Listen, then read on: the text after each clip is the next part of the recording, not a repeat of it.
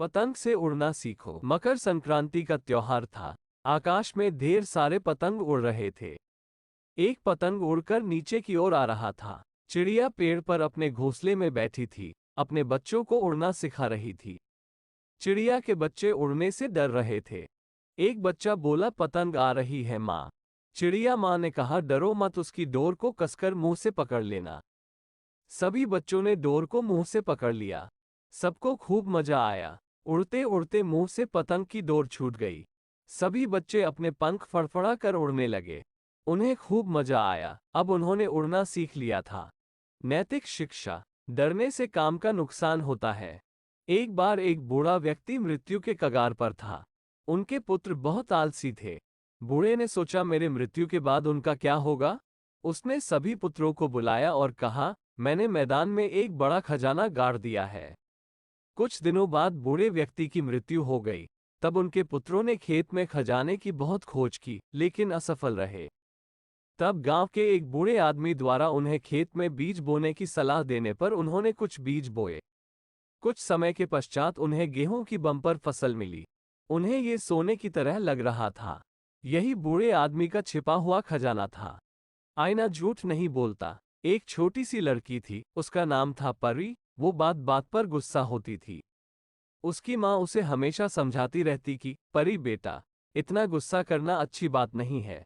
लेकिन फिर भी उसके स्वभाव में कोई बदलाव नहीं आया। एक दिन परी अपना होमवर्क करने में व्यस्त थी। उसकी टेबल पर एक सुंदर सा फूलों से सजा पॉट रखा था। तभी उसके छोटे भाई का हाथ उस पॉट से टकराया और गिरने पर उसके कई टुकड़े हो गए।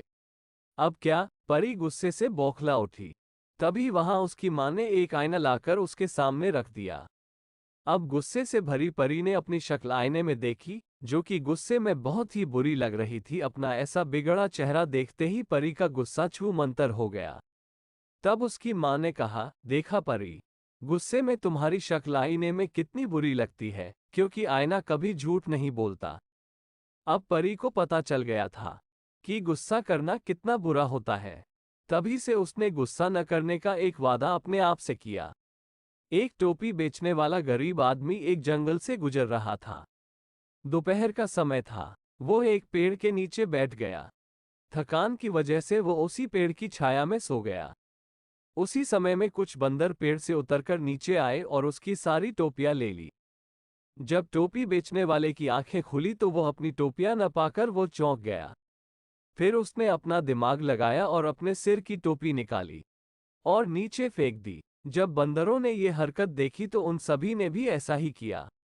आखिरकार टोपी वाले की होशियारी काम आई और उसे सारी टोपियां मिल गई। उन सबको इकट्ठा करके वो अपनी अगली यात्रा पर निकल गया। मूर्ख कौवा और चालाक लोमड़ी। एक बार एक कौवा को रोटी का एक टुकड़ा मिला। इसे वो अपनी चोंच में रख रहा था। वो एक पेड़ पर बैठा था।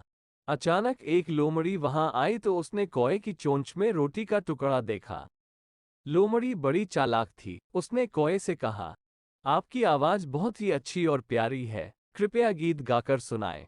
मूर्ख कौवा अपनी तारीफ सुनकर बहुत खुश हुआ और गाने के लिए जैसे ही अपना मुंह खोला, रोटी का टुकड़ा नीचे गिर गया। लोमड़ी रोटी का टुकड़ा उठाकर भाग गई और कौवा मूर्ख बन गया।